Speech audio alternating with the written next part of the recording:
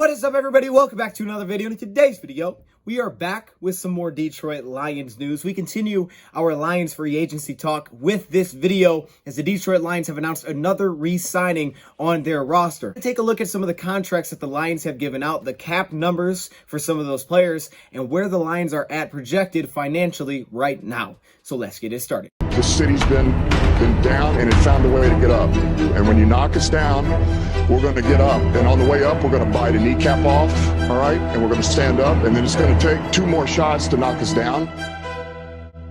We're going to take another hunk out of you. Before long, we're going to be the last one standing. Welcome everybody to our video. Glad you guys are here. And we're back with some more free agency talk as the Detroit Lions have announced. Actually, the Lions didn't announce this, but it was reported by Mike Garafolo. I think that's how you say the dude's name. Mike Garafolo says the Detroit Lions will be re-signing wide receiver Khalif Raymond on a 2-year deal. Now, again, we don't have the contract specifics on this, but we do have some contract specifics on a lot of other signings, which we're going to go through at the end of this video. Assuming it's a little bit of a pay raise from what Khalif Raymond was paid last season to come in on a cheap 1-year prove-it deal. Let me hop in here real quick. I'm hearing that Khalif Raymond's contract is 2 years up to $9.5 million, which would be like $4.75 million on average. But again, we don't know the exact amount. And since they're saying up to, like a lot of these deals, right? We hear the Josh Reynolds ones, they say 2 years up to $12 million. You're like, hold up, $12 million. But then you come back and it's a $2 million cap. You're like, oh, okay, $4 million incentives. So there's that side to keep in mind that could be what's going on here with Khalif. Also, I heard that San Francisco was showing some interest in Khalif Raymond. So there's that too. They may have had to outbid a little bit because teams were interested in having him as a punt returner on their squad, especially after coming off a career season. But he's back on a 2-year deal. It sounds like he's pretty much locked in to make the roster this year based on being the 2-year deal. But I just want to throw that in there. If I mess it up, just keep in mind I just saw this, so I'm throwing this in there. Up to $9.5 million deal is what we're hearing right now. Because coming off of, well, really his career season, I mean, this was his biggest statistical season, and it really wasn't even close. Big reason for that is he was behind other receivers with the Tennessee Titans. So when he joined the Detroit Lions, this was his opportunity to kind of shine. And because of how our receiver room went in terms of injuries, guys not panning out, Khalif Raymond quickly worked his way up to being one of the Lions' top receivers. And he kind of remained that throughout the season, sort of. He was never like a huge production guy. Had a lot of struggles passing the ball, especially in the first half of the season. However, Khalif Raymond did, once again, that word shows up, show us some versatility within his game that has to be brought up. Because at his size, a 5'8" wide receiver that has the ability to line up on the outside can be very beneficial. And the Lions were kind of forced into doing that. Now, he was an outstanding route runner, and you saw that immediately in training camp, the one-on-ones. Guys just could not stick with him. I think some of that is because he was 5'8". He was super low to the ground. He's extremely shifty, and we know Khalif Raymond has some of that top-end deep speed. Man, he was shaking people in man coverage one-on-one drills. However, when we got to the regular season, because of the Tyrell Williams only playing in 1 game and going down with an injury and being out for the season, because of a Brashad Perriman not panning out, because of a Quintez Cephas 4 games into the year against the Minnesota Vikings going down with an injury, we quickly were in a position where we had to figure out who could play the outside receiver position. And one of those guys consistently were Khalif Raymond, because for a while I was trying to figure out who's the other receiver, but we had Khalif Raymond playing on the outside. And he showed us some versatility last season. Statistically, like I said, it was by far his best year, 48 receptions on 71 targets, which is a pretty high catch rate. I think that's like 67%. Also, we had 576 yards, 4 touchdowns. He had 67%, 4 touchdowns, and only 3 drops accounted for, according to Pro Football Reference. But he also then gives you something on special teams. And this is where I think he probably interested the Lions a lot because of what he was able to do on special teams. Very reliable as a punt returner. I don't think he muffed any punts last season. I could be wrong, but he was pretty darn reliable as a punt returner.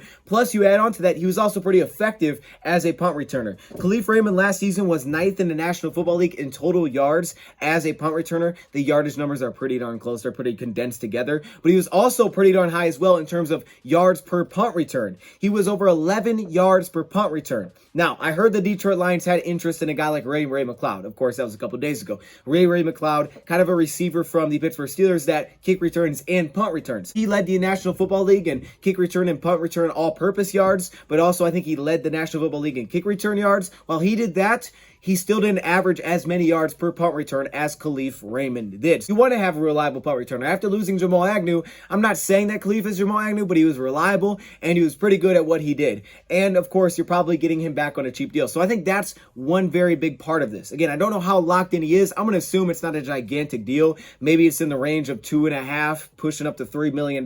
That's probably the range that it's in. I wouldn't think that it'd be much more than that. However, it is nice to have a reliable, know who your punt returner is, and he was pretty effective. Then he moved to the offensive side of the ball, and like I said, versatility. Yes, he could play on the outside and be a deep threat, a guy that can take the top off the defense. Now, unfortunately, we didn't hit on very many of those. Many reasons for it. Sometimes we just missed the pass. He is a little bit of a smaller target, so even though sometimes he may have some space, especially when you look at the All-22, it's a smaller target to see, 40 yards downfield. Much tougher to hit that window. As a whole, offensively, we didn't have many shots in the first 8 games. Let alone Kalif, the first half of the season, we struggled to get shots down the field. A lot of that was due to pass protection, to a point where we kind of just stopped taking shots down the field. And at that time, because we didn't have any outside receivers, that's where Khalif Raymond was. But I also thought he showed a lot of effectiveness being able to slide inside, which is kind of what he's built. He's built like a slot receiver. I mean, they weren't perfect. He had a few drops in there, a couple of easy ones. I remember he had the one in week 1 where he had the drop and then we ended up punting. He had a couple of drops here and there. Also saw him get involved in some trick plays. We saw the big touchdown, which was a huge chunk of his yardage amount, was a huge touchdown that they had on the trick play where Tom Kennedy threw it to Khalif Raymond. We know we can give the guy the ball behind the line of scrimmage a little bit, but he did show, some nice movement ability for the Lions. And he also had some really nice games last year. The games that stick out for Khalif Raymond, first one, LA Rams. He's played this team down to the wire, and Khalif Raymond was the guy that stepped up. Put us in the scoring position basically twice by himself. The drive before halftime, which got us into field goal range, where he kind of just took over, said, get out of my way. It started off with a check down to Khalif Raymond, which he took off, got a couple of yards. Then it was a shot one-on-one on the outside. Again, he's 5'8", so to be able to win that, it's pretty impressive. The shot play on the outside, the quick vertical route, just got a step, good pass, and it was a first down. He came back and hit him over the middle. Route timing really is everything. Here you see Khalif Raymond in the slot at the bottom of the screen. Lions are going to do a little bit of motion. Now, this is going to be a blitz for the LA Rams on this play, but they're dropping into zone coverage. So since they're going to bring Jalen Ramsey, who's currently lined up on Khalif Raymond, the middle of the field is going to be completely wide open, but they don't really know that before the snap. But watch this timing. So Goff's going to give you this fake. Really, the reason he's doing this is to try to hold that linebacker. No intentions of going there. You notice the split safety on this play. He's not watching Khalif because it's zone coverage, so he's got his eyes in the backfield on Goff. So while has his eyes back there, in his peripheral, he sees Khalif Raymond do the little fake out route. He starts to slide that way, and Khalif cuts back middle, wide open in coverage, attacking the zone beautifully, and the timing was on point here. Khalif Raymond put us into that situation. Then you come back later in the game, he sets up a scoring drive because of one, again, little underneath pass, but because of his speed, he was able to take it like 50 yards down the field and get out of bounds. Plus, you got to love the fact that he protected the ball at the end here. So Khalif Raymond had that game that stuck out. Another game was the Baltimore Ravens game where he had 6 receptions for 68 yards. As we said, week 1, a lot of that came from the one big play we had towards the end where he kind of set us up in a position to possibly get in the end zone. We were just unable to, but that was a nice connection in week 1. I was so hyped. That was maybe my favorite connection between the two, being at that game. Like, I was standing up, everybody in our row left because there was a whole bunch of Lions fans, but they all dipped because the Lions were getting smacked. It was like 41 to whatever, 41-17 or something.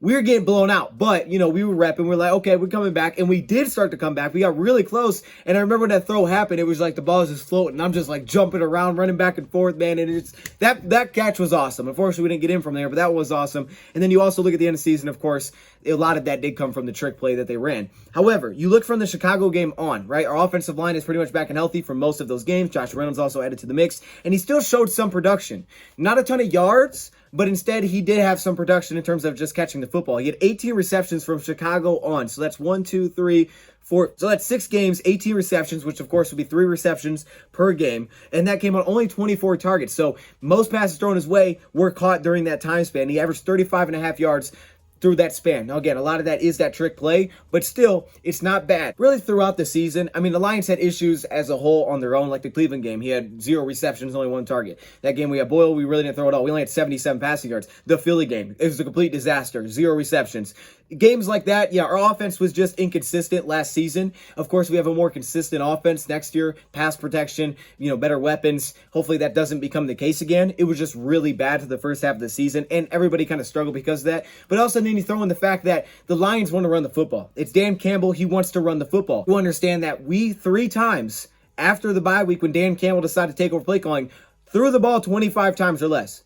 3 times, 25 times less. That's not very much in today's NFL. Yet we had some success doing that. One of them was the win over Arizona. We had success when we usually did that because that meant things were going pretty well. 65 to 80% of our passes were completed when we did that. And we had a lot of success because we were usually running the ball really well. He's going to want to run the ball. So I can't say there's going to be always a ton of production there for our receivers just based on the way that Dan Campbell does it. They know they need to improve and at least have more threats, which was a big reason they brought in DJ Chark. But at the same time, there's probably not going to be as many passes to go around like there would be in Kansas City where there's, and things like that. However, he will run block. And this is where he makes himself very big too, is because you can leave him out there on rush downs. He will block. You can slide him into block. You can throw screens his direction. He's not super dangerous with the ball in his hands. It's more just the deep speed. And plus he has the punt return background so he has some pretty good vision. Will block. And we saw Sam Brown do the same thing. Kalif Raymond was a blocker in the run game. And I know it's a receiver, right? Who cares about blocking? But it's the truth. The guy would block. So that's another big part of it. There's a pretty good shot that he's on the team next year. And I think it's good value, right? Ray McLeod, you look at him. Okay, you could argue that maybe he's a better returner. But McLeod doesn't even have a receiver position. Not many 5'8 guys can line up on the outside as well and show some effectiveness. I'm telling you, if our offense was just better as a whole, his numbers would be better than they are. There was easy clips of we couldn't get it off because we were getting sacked. Multiple deep shots did not happen because we had a sack. We tried to play action shot. He would have it and then he'd get sacked. We had that many times show up this past season. We know them. We lived them. It hurt. But I think for the price this is likely going to be, it does make sense over a guy like Ray McLeod, who's probably in the same area, just because this guy's more of a pure receiver. McLeod's not really a receiver. You don't really know what spot to put McLeod in. He's kind of just like a slot.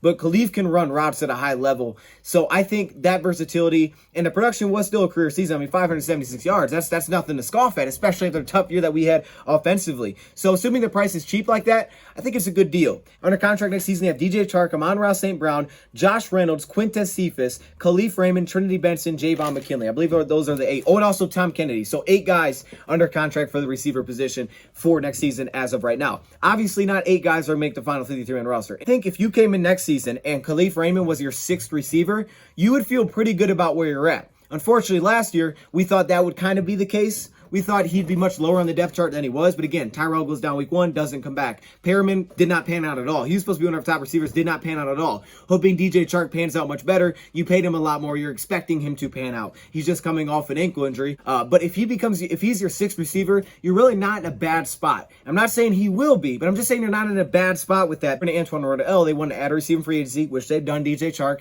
And they also wanted to draft 2 receivers. Well, they brought back Josh Reynolds, which will be great to have him for a full season. Now you brought back Raymond, and if you draft 2 on top of that, which I think is still very possible, one maybe being high, the other one maybe being later in the draft, because maybe there's no guarantee that he makes the roster. Maybe that's something Lions could do, and then at that point, Khalif would be one of your final receivers on the roster, which is not a bad spot to have Kalif Raymond. You got to feel pretty solid about your receiver group if that's the case. Him being your 2, you feel less comfortable about that. But him being your 6th, your 7th, now you're in a different field. Last season, the Lions kept 6 receivers on our 53-man roster. Our last 2 receivers on that 53-man roster were Trinity Benson and Tom Kennedy. So a completely different situation the Lions could be looking at for next season. So right now, I feel like there's 5 sort of locks. I feel like Khalif will make the team because of his punt returning and now getting a 2-year deal rather than a 1-year deal. Quintez Cephas feels like a lock still under his rookie deal. Josh Reynolds feels like a lock. St. Brown, we know he's a lock. DJ Chark is a lock. So you have those 5 that feel like they're kind of locked in. If we go with 6 again, 1 more guy, right? And then, of course, practice squad. Or we could keep 7. Teams do that. You keep 7, maybe that's 2 draft picks. I mean, let's just listen to what Antoine Randall L said. I'm excited about our competition going into next year, especially if we were able to bring back Josh and bring Khalif back. Right, so that's what he said, and this was, of course, before free agency. It'll be some real competition, which we need. And I told all of them, I said, you guys are leaving. I think we are leaving with 9 guys. I said, I'm trying to draft 2 and bring in 1 because it's going to be some competition. I want it to be competition. That's the only thing that makes them better. So they're expecting that. They know it, and that's a part of the game. So I think that would make sense. I would just follow what I think the Lions would do based on that. They signed their receiver, which means they probably could be done in free agency now because they got Khalif back, they got Josh back, and they signed a receiver, having Josh for a full season, which will be nice. DJ Chark being a 1-year deal, he's coming into battle. He's coming into battle, right? This is not a long-term locked up. We can't not play you because you're on a 4-year deal. He's coming in to prove himself coming off an injury. Kind of like last year, just at a higher level from the Tyrell and the Brashad Perriman deals. So you bring him in. Now you have these receivers. You bring in 2 draft picks still. That's why I think maybe one high, someone they really like. I think it's still definitely open to take one high. That's not to say your top pick, not that pick, but high in the draft to have some competition within there. And then another one wouldn't be a bad thing. You could keep 7 receivers. There's nothing wrong with keeping 7. You just have to keep one less at a different position. Maybe linebacker, maybe defensive end. There's spots, maybe cornerback. The Lions could keep one less player at a different spot based on what they kept last season. But I think it still makes sense. Draft 2 players. I would say they're probably done signing free agent receivers, I would think, unless it's like a cheap deal and they're just bringing them in for competition this offseason. But I think their main signings they feel good about head into this draft, have the board opened up a little bit, and the competition is going to be legit. Of course, then you have Benson, McKinley, and Kennedy who are all going to compete for roles as well, but none of those guys are locked, right? Benson is not a lock. Javon McKinley is not a lock. I mean, none of them, it would hurt your cap really to move on from. So anyways, Khalif Raymond's back. Congratulations, Khalif. Let me know your thoughts in the comments below. But now let's talk about some of the contracts that we've given out. So I'm going to throw this on the screen right now. These are some of the updated contract numbers that the Lions have given out over the last 2 days. So take a look at Tracy Walker first. He signs a 3-year, $25 million deal, which on average is about $8.3 million a year. However, as we said, Brad Holmes, the Lions front office, they usually backload these deals. And as you can see, his cap hit for this season is only $3.35 million. That's it. $3.35 million. That's huge. Instead of it being like 8, it's 3. So that saves the Lions a lot of money. And we'll talk about where the Lions are at financially at the end. Alex Anzalone, we're told 1 year up to $4 million. And I believe it can get to about $4 million. Bonuses of playing time and team achievement. It's kind of a cool one. I like that. If your team does well, you get paid. I like that one. That's an incentive to win some freaking games. You know what I'm saying? But anyways, his cap, it's only $2.16 million. So it's not 4, it's only 2.16. Tim Boyle, we know his is only $2 million. Evan Brown, this is shocking to me. His cap is only $2.025 million. How in the world do we get him back? You know what? I'm not going to question it. I'm just going to enjoy it. Somehow we got this guy back for 2 points. That's less than that's less than a first right of refusal tender. That is incredible. I don't know how we got him back on that. It blows my mind, to be honest. Gotta believe they told him you're going to have a chance to compete at guard as well. Either way, he does have $1 million playing time incentive. So that's probably for like the guard position if he could win that role. Or even for backup center if he has to play. There's an incentive onto that for him to try to beat out for someone's spot. He'll have all your offseason to work to do that. But either way, his cap is just over $2 million. For a backup center, it's an outstanding deal. He's one of the best backup center in the National Football League, and I would say that with confidence. CJ Moore, his cap it's only $1.75 million. There are some nice guarantees on his contract. $550K signing bonus, only $1.2 million of that is base salary. And then Sean Hamilton, his cap it's only $895K. According to Over the Cap, it's only $895K. That's like the deal he had last year. That's why I said this is the best deal that the Lions have given out in terms of value, because teams don't know about Sean Hamilton, but you do. This is incredibly cheap for a guy that could play meaningful reps defensively. Not kidding. When we get to the season, we'll be talking about Sean Hamilton. I guarantee it. So those are some of the latest deals. Now you look at T-Walk 2023, that jumps up to $11.3 million in cap hit. If the Lions try to cut him in 2023, they would actually lose money because his dead cap is over $12 million.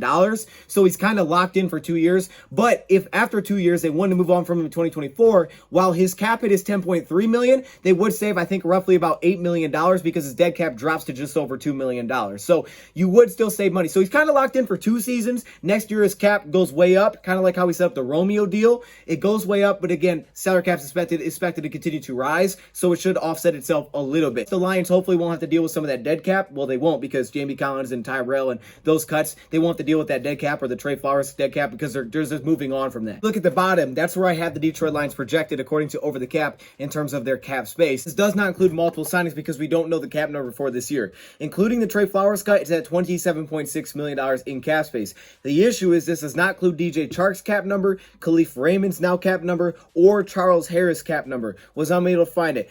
DJ Chark's going to be the big one, of course. We'll see where that lands, because I've seen fully guaranteed $10 million at first, and then I saw it to $12 million. Someone told me 14, so I really don't know where that's going to be at. We'll just kind of have to wait and see. Assuming there's some incentives in there. Kalif Raymond, 2 years, up to 9.5. Saying up to 9.5 in total value means there are probably incentives in his contract. Means' cap number is probably not the average of that, which would be 4.75 million, something like that. It's probably less. So it's probably less than $4 million cap hit, I would think. Maybe somewhere in the $3 million range, something like that. And then Charles Harris, the 2 year, $14 million deal. On average, that'd be 7. But again, it could be less for him as well, depending on all those guys' cap numbers. So the Lions may still have a little bit of money to spend, which could mean one more signing depending on how they set up the contract. But they also have to pay for the draft, of course. Got to keep in mind it's like $10 million. Plus, if you trade up, they need more than that. You're going to have some money going forward. So I don't know if the Lions are going to be making many more big moves. Of course, they could do other things. Like we talked about how Lions could save money. Jamal Williams, Big V, maybe get a pay cut here and there. Maybe you restructure a guy. Things to look at. The other moves that the Lions could make to end up saving some more money if they wanted to make those moves. I still think they can make another signing by the way they've been setting up deals, and assuming that these 3 signings are similar, they could probably make another what you may call a splash signing in free agency, maybe a couple of other little ones here and there. Unfortunately, Marcus Williams has been signed, as we talked about. Jordan Whitehead has been signed. That one really hurt. I really felt that when I read it. I was like, oh man, Jets signed Jordan Whitehead. There's still options out there for sure. We'll talk about if the Lions make a move. Terrell Edmonds will be a guy of my own, and of course PJ Williams because of those connections. But I'm a little intrigued by Terrell Edmonds. I don't think he's been signed, at least as of this second. So I'm intrigued by the scheme fit there. Anyways, Lions may not do it though. However, that's where we're at. Let me know your thoughts in the comments below. Thank you for watching. We'll stay tuned. More updates, stay tuned here. Also go to dosevn.com for the free agency tracker, and I'm out.